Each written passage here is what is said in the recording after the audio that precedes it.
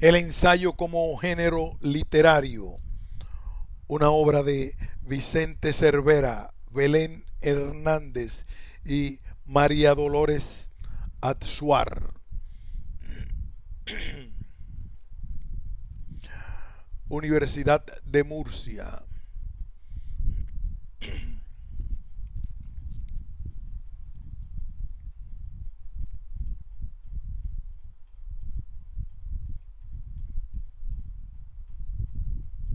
Prefacio.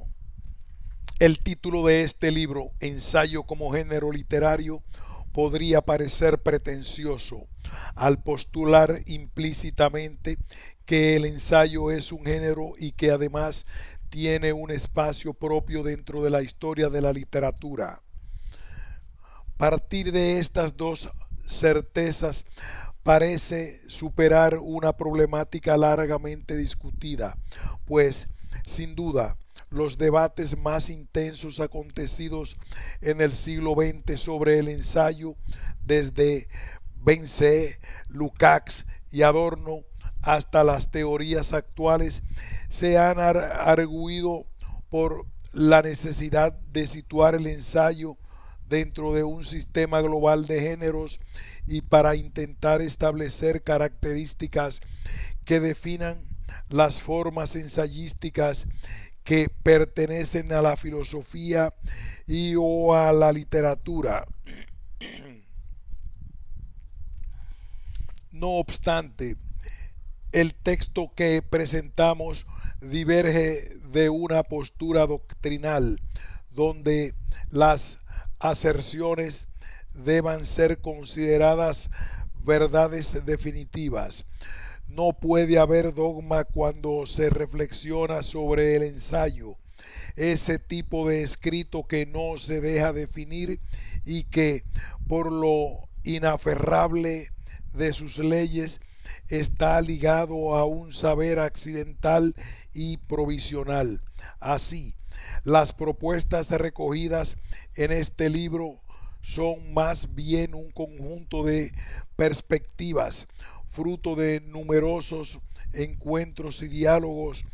que han vuelto a poner en discusión variados aspectos de la problemática del ensayo. A mediados de la década de los 90 inicié mis lecturas sobre la teoría del ensayo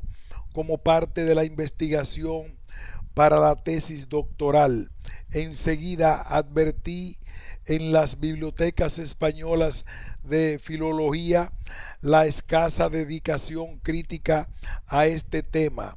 mientras que en las universidades del Reino Unido y otros países, principalmente de lengua inglesa y alemana, el ensayo desde tiempo atrás había adquirido carta de naturaleza en los planes de estudios y en los cursos de doctorado. Cabe preguntarse por qué en el ámbito hispánico se ha prestado siempre una atención secundaria al ensayo como género menor. Sin embargo, han sido muchos los autores de ensayo que han encontrado lectores entre nosotros con casi un siglo de retraso. Es el caso de Gabinet, Max Aub, Gómez de la Serna, Santayana, Eugenio de Ors, Pérez de Ayala, Alfonso Reyes, Hostos o el propio Ortega y Gasset. Plantear en estos momentos la historia y análisis del ensayismo hispánico no parece fuera de lugar. En efecto, en los últimos años hemos asistido a un incremento de la influencia del ensayo en la sociedad. El ensayismo viene aparejado a la modernidad, a la necesidad de reunir géneros y disciplinas para reinterpretar una y otra vez la realidad. Su espíritu ha inundado tanto la ciencia como la creencia, dejando el hábito casi obsesivo por cuestionarlo todo. Con el fin de estimular otros encuentros que den continuidad a los planteamientos iniciados sobre este tema, en la estructura del volumen hemos querido alternar métodos de estudio muy diferentes, a veces opuestos entre sí y siempre completamente complementarios. Por una parte, se reúnen monografías teóricas como las de Aulón de Haro, Jarauta y Pozuelo y Bancos, en las cuales se repasan aspectos genéticos y constitutivos del ensayo. Otro grupo de aportaciones indaga en la obra de algunos de los ensayistas que han destacado en lengua castellana, aunque sean por fuerza una pequeña muestra de la historia literaria olvidada, como son los textos sobre María Zambrano de María Carmen Piñas, sobre Azaña de García Casanova y sobre Ortega y Gasset de Jorge Novela. El tercer grupo de artículos revisa períodos históricos con distintos espacios. Los ensayistas de la Edad de Plata de Francisco Abad, el ensayismo del 19 en Hispanoamérica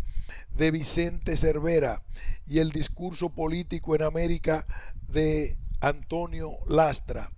Por último, el estudio de Arenas Cruz sobre los esquemas argumentativos en Ortega y Gasset y el mío sobre la naturaleza del ensayo entre ficción y pensamiento podrían formar un apartado a medio camino entre la teoría y el estudio de un autor. El orden de los textos respeta la sucesión de intervenciones del curso homónimo que tuvo lugar dentro de las actividades del Aula de Humanidades de la Universidad de Murcia la primavera pasada. Agradezco la vocación ensayística de todos los participantes, su entusiasmo y generosidad al aceptar la difícil tarea de resumir en breve espacio el trabajo de años de estudio. La afluencia de público durante estos encuentros, principalmente de jóvenes universitarios deseosos de acercarse a la trama exiliada de nuestras letras, ha sido recompensa suficiente y el calor de su aliento servirá a nuestras incursiones que se realicen en este campo. Seguramente la proliferación de publicaciones de ensayo corresponde a una creciente necesidad crítica de la nueva sociedad de la información. Cada vez aparecen más voces discordantes, otros cuestionadores, como aquellos que plantearon la cuestión de España o de América. Parece que esas figuras sorprendentes y claras han sido raros prolegómenos de un vigoroso pensar reciente. Al mismo tiempo, el interés por consecuencias, las novelas, los artículos y las biografías están imbuidas de lo que unos han denominado intelectualismo, otros estructuras argumentativas. Por ello, en el repaso a los elementos esenciales del ensayismo, se percibe también que el desarrollo del género es un síntoma positivo de madurez, configura la expresión de una línea crítica de pensamiento, a menudo opuesta al pensamiento dominante o sistemático. Dos fenómenos confluyen pues en la formación del ensayo como género literario. Por una parte, la expresión de la subjetividad del autor, consciente de la capacidad estética de su obra, la divulgación del escritor que se presenta a sí mismo como tema y como argumento con un propósito extravagante, herencia de Montaigne, y por otra, el deseo de dar respuesta a las demandas concretas del lector moderno, de un receptor que requiere un estímulo intelectual y estético condensado en pocas páginas y accesible a sus posibilidades culturales. La brevedad del discurso, la variedad de la temática que se aproxima a argumentos científicos o antropológicos desde una crítica radical en la cual no están excluidas la sensibilidad y la intuición, mantienen la esperanza de que este género transversal resista los embates homogeneizadores de la globalización. Quizás la mayor virtud de este libro sea poner de relieve que un ensayo, incluso más que una ficción, es una obra en continua progresión, comprometida con la época de su creación, determinada por una situación cultural y por una comunidad para la que surge, puesto que ambos elementos dan ojos al ensayista y contribuyen a cambiar las formas del pensamiento. Belén Hernández.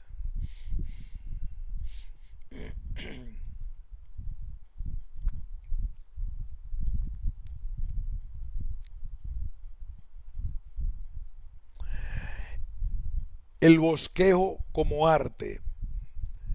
Discreto lector. Este volumen compila los trabajos que profesores, críticos y eruditos de las letras presentaron en la Universidad de Murcia durante la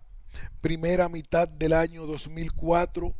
en torno al tema El ensayo como género literario. Una voluntad común los aúna, indagar acerca de un determinado proceso de escritura que se nutre de la reflexión y del libre pensamiento y se formaliza en una escritura que no obedece a cánones ni a normas y por ende tampoco se rinde a ningún programa que busque aniquilar tradiciones a favor de moldes nuevos de expresión. Si bien es cierto que el ensayo carece de una poética fundacional de estirpe clásica como sus hermanos mayores en el linaje de los géneros, el teatro, la lírica o la épica, no por ello adolece de voluntad de estilo, ni de precisión formal, ni de vuelo imaginativo. Plasma el ensayo en su discurso los movimientos del pensar que han hallado su cobijo y temperatura en el río siempre fluyente y movedizo del verbo, pero a modo de esbozo de bosquejo. Como centauro de los géneros, fue concebido por el muy ilustre ensayista mexicano Alfonso Reyes como senda tentativa y sinuosa en el juicio matemático del agudo escritor inglés Gilbert K. Chesterton, unidad de elementos mixtos y naturaleza diversas. Cabría inferir de la primera definición, pues al igual que el centauro combina el ensayista el pensamiento feraz del humano y la energía creativa del animal. Como derivación del segundo criterio, el ensayo plantea sin demostrar y defiende sin utilizar últimas pruebas, pero es tan lícito su procedimiento estético como el de inventar mundos posibles o el de abrir una nueva ventana en la casa de la ficción de Henry James, pues el ensayo no aspira a tesis académica ni tampoco a memorándum o a informe científico. En la especulación que se atreve a exponerse y a exponer sin reducirse a la representación acabada, conformándose en el cálido entusiasmo del intento. La supuesta juventud histórica que usualmente atribuimos al género tampoco es cierto de modo absoluto. La voz, ensayo, en efecto, fue usada y creada a tal fin por Michel de Montaigne en uno de sus textos emblemáticos, de Demócrito a Heráclito, cuando confiesa que usa su juicio como instrumento para todos los temas a través de un medio de no reglado, el de estos ensayos que estoy haciendo. Sin embargo, el arsenal de referencias clásicas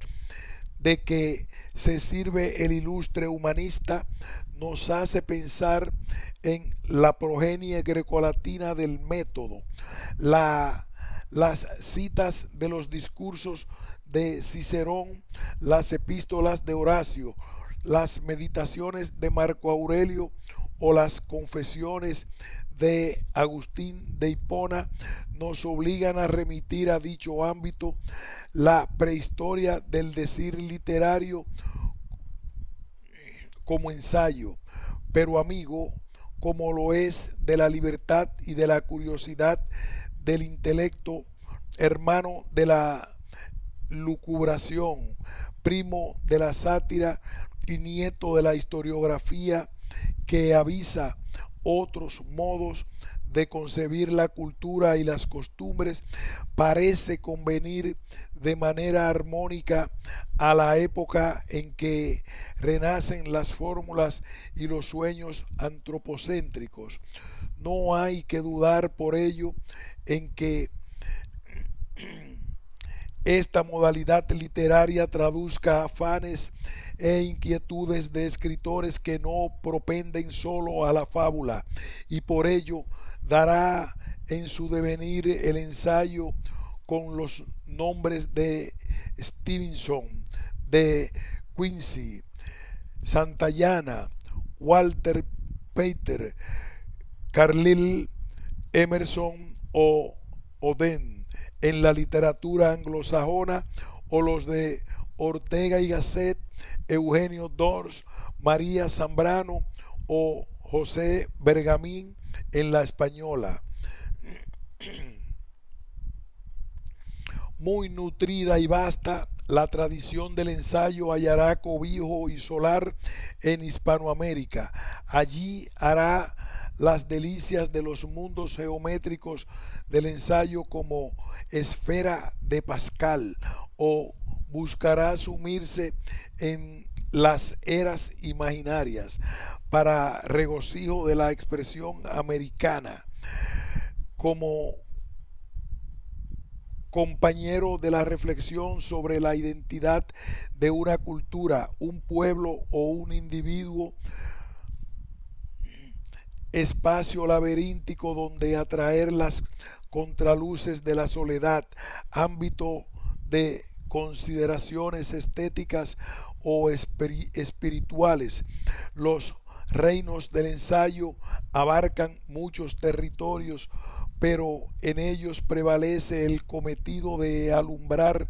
intuiciones con el cincel del escultor, modelando la pieza hasta mostrar el rostro y sin armadura de quien se protege en la escolástica, viajando a pecho descubierto. En todo caso, sirva este volumen para insistir en los hitos de la trayectoria histórica del género, o participe en la múltiple valoración crítica de su esencia y sobre todo estimule el deseo de cuantos buscan en el ensayo la expresión original en torno a un motivo que se encauce en forma estética y reconozca en suma el talento de aquellos que honraron y honran su desarrollo, elevando a estilo artístico la línea abocetada del bosquejo. Vicente Cervera Salinas, María Dolores Atsuar.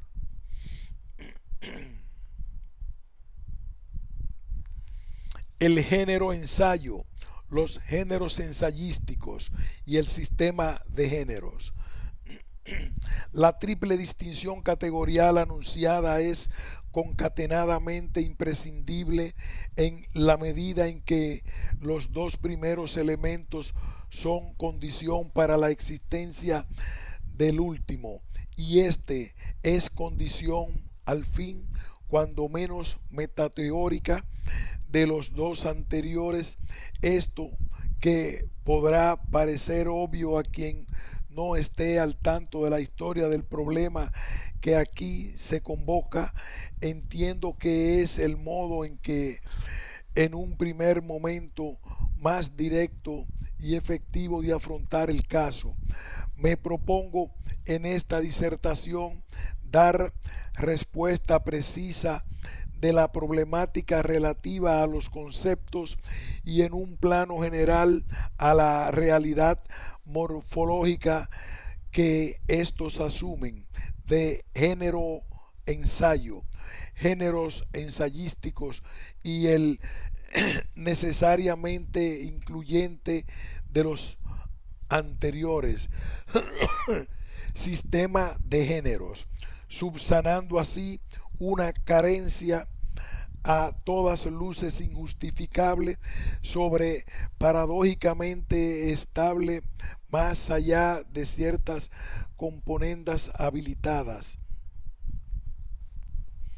Mi exposición no va a ser, según me parece que con preferencia lo exige la ocasión,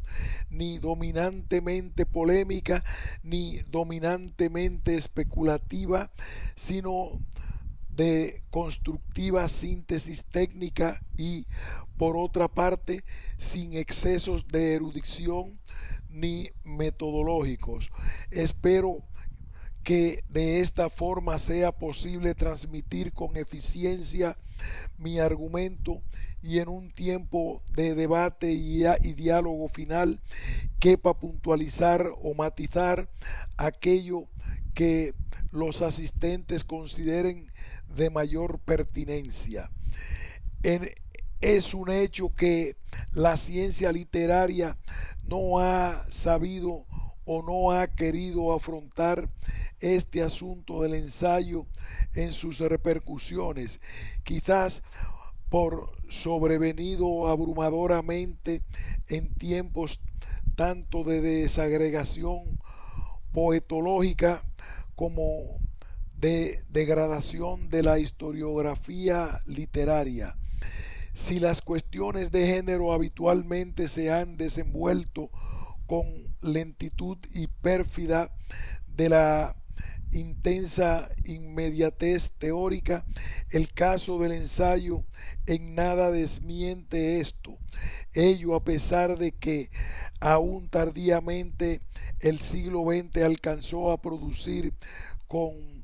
Teodor Adorno la gran poética del género, mediante el que considero uno de los textos mayores del pensamiento contemporáneo, tanto en sentido poetológico como general, por lo cual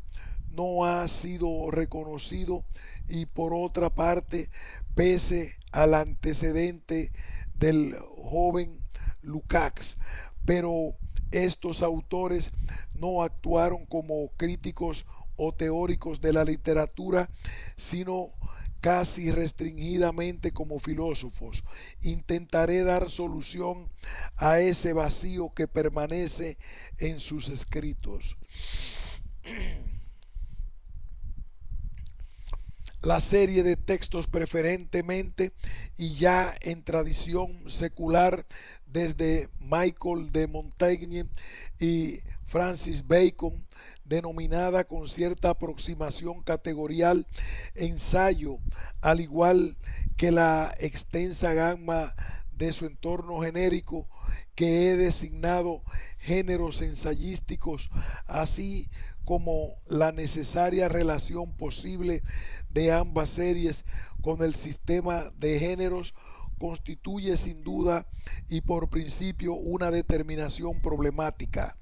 Ello por cuanto el ensayo no ha disfrutado históricamente de una efectiva definición genérica y de manera paralela a la referida gama de su entorno. No posee inserción estable ni en la historiografía literaria, ni desde luego en la antigua tríada de los géneros literarios, en tanto que sistema de géneros restringidamente artísticos, a los cuales se solía añadir de modo un tanto subsidiario el aditamento de cierta clase de discursos útiles o de finalidad extraartística, como la oratoria, la didáctica y la historia. Esa dificultad, que no es sino una grave deficiencia de quienes por inercia la han mantenido a fin de no trastocar el cómodo esquema clasicista, atañe de manera central e inmediata, como es evidente, al concepto de literatura, y de manera secundaria, aunque también decisiva, a un conjunto de problemas muy relevantes que sintéticamente plantearé en lo que sigue. Creo que no será necesario realizar un puntilloso planteamiento epistemológico y terminológico en relación al régimen de presuposiciones que toda denominación de género ejerce ya sobre la base del argumento a desarrollar desde el momento en que es enjuiciado. En realidad, a mi juicio, en esto vendría a consistir sobre todo lo que llamó Cross en términos absolutos error epistemológico, haciendo sobrepasar un aspecto perteneciente al estricto plano de lo instrumental y cognoscitivo a una negación ontológica. Pero aún así, como ya he dicho en alguna ocasión, bastaría con la respuesta de Banfi, en el sentido de que los géneros existen cuando menos en tanto que entidad teórica de nuestra reflexión. Es decir, entenderemos, a fin de actuar con natural progresión argumentativa desde un principio, que el ensayo es un tipo de texto no dominantemente artístico, ni de ficción, ni tampoco científico, ni teorético, sino que se encuentra en el espacio intermedio entre uno y otro extremo, estando destinado reflexivamente a la crítica o a la presentación de ideas. El género ensayo y, en conjunto, la amplísima gama de lo que podemos denominar géneros ensayísticos viene a constituir, por así decir, la mitad de la literatura, una mitad de los discursos no prácticos ni estándares, esto es, de las producciones textuales altamente elaboradas, la mitad no estrictamente artística. El hecho de que esa mitad o parte haya recibido relativamente muy escasa aplicación crítica y en consecuencia escasos resultados de categorización, cabe interpretarse como resultado no sólo de una mera deficiencia o dejación, sino también de una realidad compleja que es justamente en la época contemporánea cuando adquiere una dimensión inocultable y una situación intelectual sencillamente escandalosa. Entenderemos, pues, por géneros ensayísticos la extensa producción textual altamente elaborada, no artística ni científica. Lo referido requiere alguna indicación importante en orden a la historia de la literatura y el pensamiento estético. Con anterioridad a los tiempos de la modernidad, los antecedentes de los géneros que hoy con legitimidad podemos llamar ensayísticos manifestaban un grado de desarrollo no únicamente mucho más reducido, incluso en sentido cualitativo, pues lo cierto es que confundían en parte con los productos textuales de la ciencia y en parte con los discursos de régimen más utilitario o bien de tradición popular o bien del ámbito retórico y pedagógico, es decir, de la oratoria, la didáctica y también de la historia. Llegados a ese punto axial, según representa la estética hegeliana, como después indicaré, queda clara la distinción de géneros poéticos y géneros prosaicos, es decir, de géneros artísticos y no artísticos, o por mejor decir, de géneros eminentemente artísticos y aquellos otros que no lo son en mucha menor medida y por tanto no crean representaciones autónomas. Los géneros prosaicos, esto es, las producciones de representación y lenguaje no poéticos, son aquellos con los cuales, siguiendo lo arguido por Hegel, la materia de la realidad no es considerada en referencia a lo interno de la conciencia, sino según una conexión de tipo racional. El género propiamente dicho del ensayo es el gran prototipo moderno, la gran creación literaria de la modernidad, con todas las genealogías y antecedentes que se quiera, el cual asimismo es necesario determinar, pero específicamente es aquel que señala sobre todo una perspectiva histórico-intelectual de nuestro mundo, de Occidente y su cultura de la reflexión especulativa y la reflexión crítica. En realidad, y según he intentado mostrar en otras ocasiones, el ensayo es, junto al poema en prosa, el único género en sentido fuerte propiamente de la invención moderna. La esencial diferencia entre uno y otro consiste en el carácter altamente artístico del segundo. A estos solo cabría añadir en ese sentido genérico fuerte de ideación moderna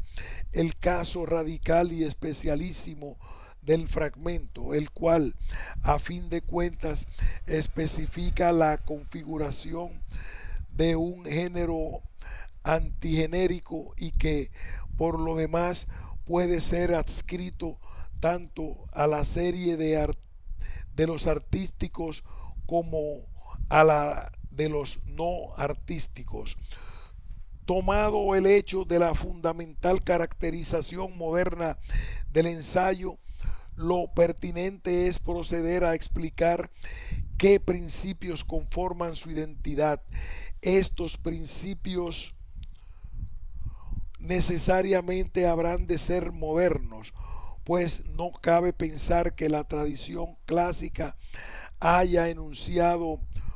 en algún momento el fundamento de algo que escapa al curso de su propia racionalidad antigua y su horizonte intelectual. De ahí justamente el problema teórico histórico, pues el almacén retórico carece en rigor de medios fehacientes que a llegar a nuestro objeto. Quizás el camino por el que la realización literaria más lejos fue en este sentido de tendencia hacia el ensayo en la tradición antigua, a diferencia de lo que se suele creer, haya sido el de los discursos de la controversia. Tal es el caso de San Jerónimo en lengua latina. Como no podía ser de otro modo, ni, ni la disputio retórica ni la teoría aristotélica de los géneros retóricos ofrecen una modalidad de discurso susceptible de ser conducida al género del ensayo. Narración, descripción y argumentación no pueden identificar, a no ser parcialísimamente, la forma del discurso del ensayo, ni realidad o acción perfectiva y conclusa de la narración y sus consiguientes habilitaciones verbales, ni acción imperfectiva e inacabada de la descripción, y asimismo sus consiguientes habilitaciones verbales del presente y la continuidad, y por último, ni argumentación declarativa, confirmativa o refutativa fundada aristotélicamente en la prueba y la lógica del entimema son modalidades del discurso del ensayo. En lo que sigue expondré cómo, por dicha razón, la cuestión ha de ser centrada, según es evidente, en la discriminación, definición y categorización del tipo de discurso que produce el género del ensayo. Distintivamente lo configura y articula, dando lugar a esa realización diversa de las correspondientes a la tradición antigua y clasicista. Y añadiré por lo demás que desde luego no se habrán de confundir discurso y género, como no los confundieron ni Platón en la República ni Aristóteles en la Poética, y sin embargo algunos comentaristas lo hacen en sus exégesis.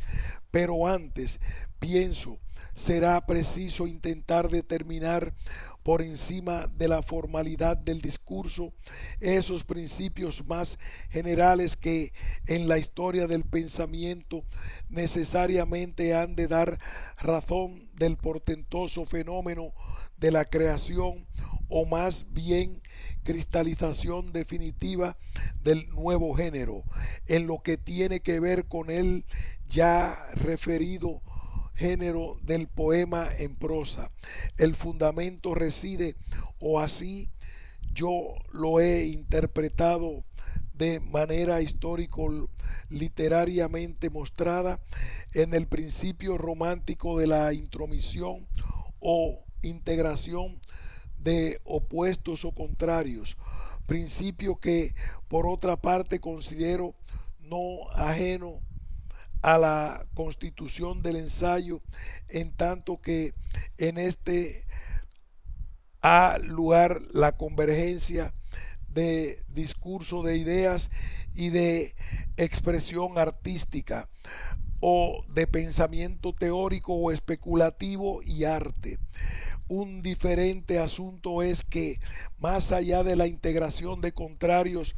en tanto que formación de artes compuestas característicamente moderna, en sumo grado la ópera haya recaído en la configuración de los géneros de extensión breve, ensayo, poema en prosa, fragmento, la responsabilidad de las decisiones genéricas esencialmente modernas. Ahora bien, es únicamente el proyecto de libertad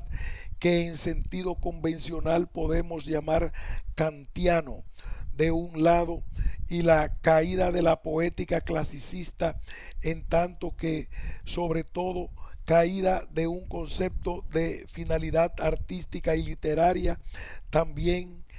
kantianamente sancionada en la tercera crítica de los nuevos términos de finalidad sin fin. Por otro, aquello que permite explicar la constitución de esa nueva entidad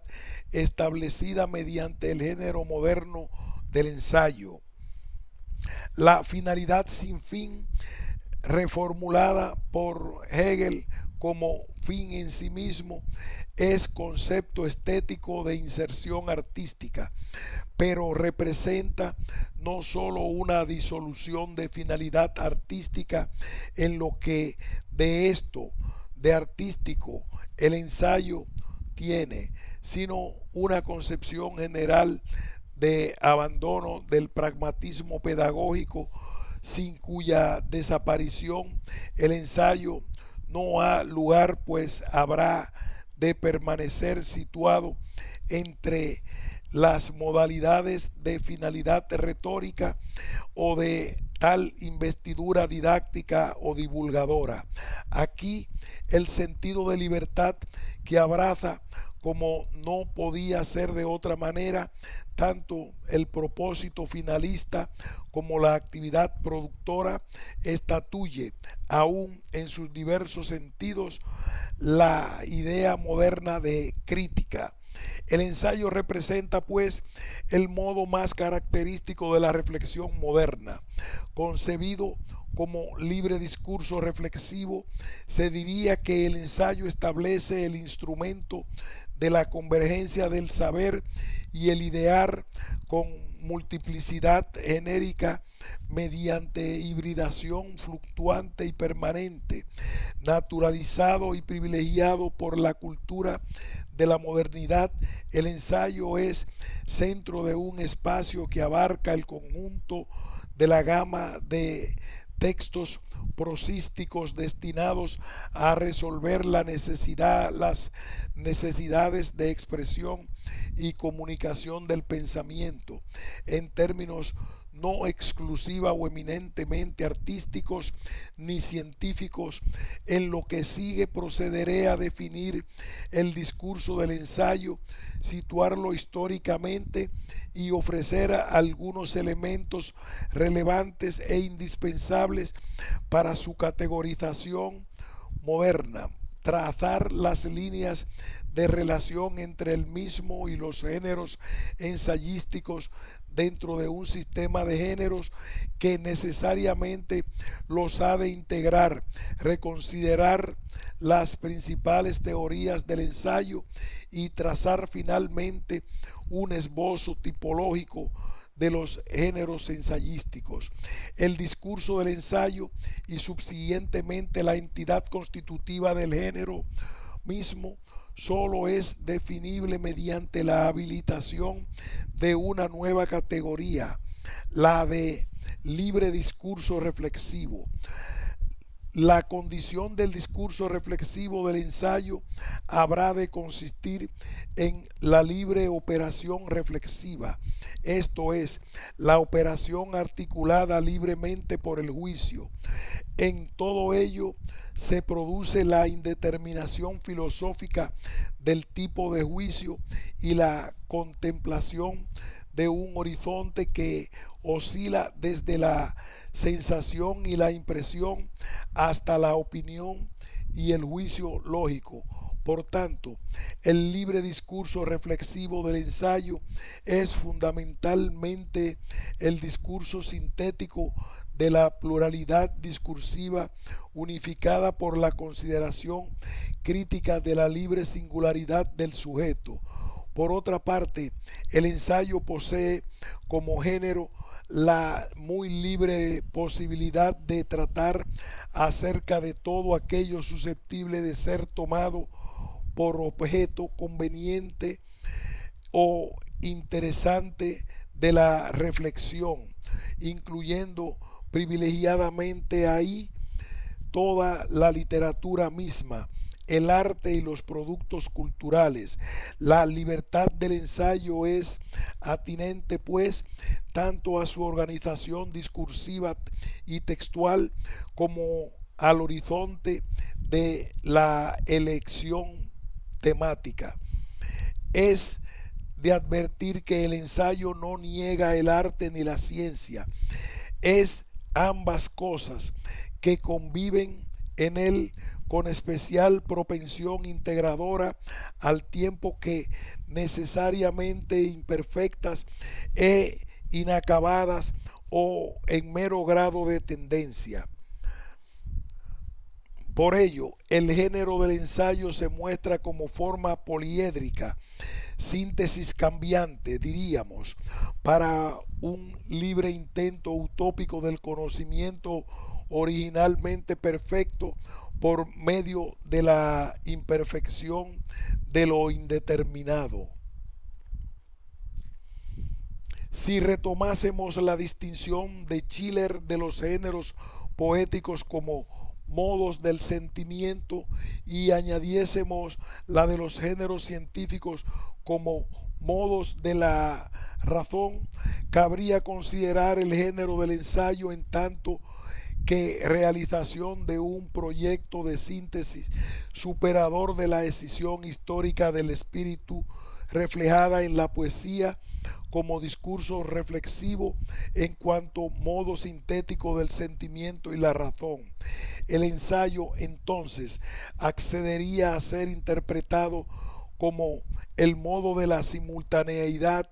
el encuentro de la tendencia estética y la tendencia teorética mediante la libre operación reflexiva. Naturalmente, y ya quedó dicho, es posible rastrear aspectos del ensayo desde los orígenes de la cultura occidental, desde Gorgias y Platón, desde la mayor proximidad cronológica y además denominativa de Montaigne y Bacon. Alfonso Reyes observó esa relación presocrática y a su vez especificó el género epidíctico como antecedente del ensayo. A mi entender, como ha quedado dicho, los principios constitutivos del ensayo como género moderno radican en la integración de contrarios y la libertad kantiana, con la consiguiente disolución del concepto de finalidad didáctica. De estos últimos se derivarían respectivamente la libertad artístico-ideológica y el carácter no utilitarista del género. Más allá de la variabilidad del uso del término ensayo, la modernidad del mismo como género literario se funda en el principio de la verdadera libertad de juicio por encima de las prescripciones del viejo orden cultural recibido del antiguo y desintegrado por el arte y el pensamiento modernos. Por ello, el ensayo es asunto fundamental en lo referente a la creación del pensamiento moderno, a su forma problematizada, a la puesta en crisis del sistema como fundamento filosófico y en general de la racionalidad clásica. A este propósito, Adorno y Benjamín, pero también Eugenio Dors, Roswig y otros pensadores caracterizadamente contemporáneos representan mediante su postura efectiva ante el género o ante el texto y su discurso no un criterio de simple determinación formal, sino un modo de ser del pensamiento que modernamente tiene uno de sus núcleos y principales antecedentes, al igual que tantos otros sentidos, en la construcción asistemática de Nietzsche. El ensayo puede señalarse en tanto que género impuro y no marcado o como el más puro género impuro. Si nos retrotrayésemos a fin de observar con mayor perspectiva y horizonte posibles el conjunto de las actividades discursivas altamente elaboradas, se advertiría con nitidez que las constituciones artísticas delimitadas por la tríada tradicional de géneros y aquellas otras constituciones científicas delimitadas por los discursos de esa naturaleza y finalidad representan una polarización, dos extremos entre los cuales se halla el segmento de los géneros ensayísticos.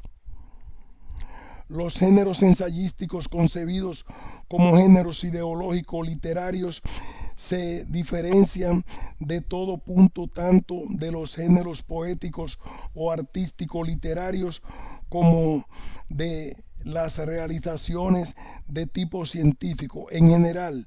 las formas del lenguaje que realizan la producción textual ensayística son determinables dentro del gran espacio de